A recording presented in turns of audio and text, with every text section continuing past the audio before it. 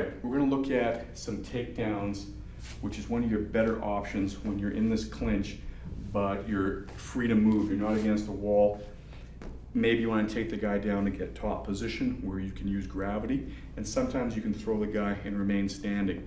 Part of that will depend on your skill level, and part of that will depend on just the luck of the battle. Many times when we throw a guy with a lot of power, momentum ends up bringing us to the ground too.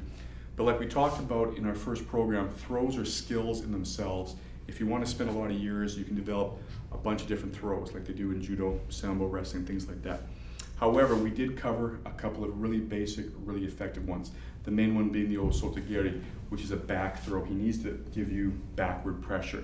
Now, if you're going to have a backward throw, you're going to need at least one forward throw to even things out. So you don't need dozens and dozens of throws, but you should have a forward and back one. A couple of them would be better, but let's look at a real basic one that works really nicely from this clinch. So again, once I get in the clinch here, I use my wedge to get in here, and I often end up with this overhook. This is a good position for a forward throw.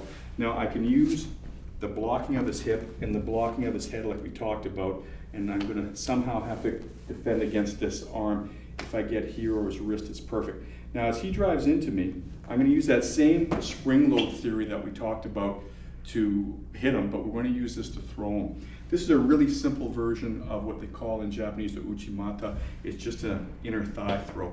And from this whizzer position and with a lot of forward pressure, he really needs to be pushing forward. It's a really simple takedown.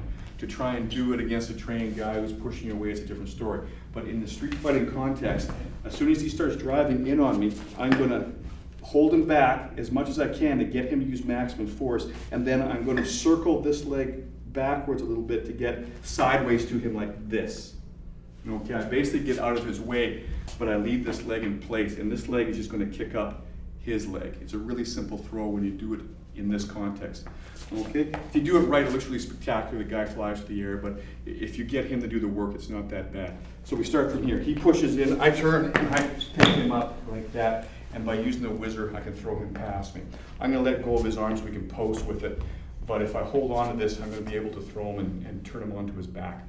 What happens in slow motion here is all I'm doing is lifting up this leg. As I do that, I'm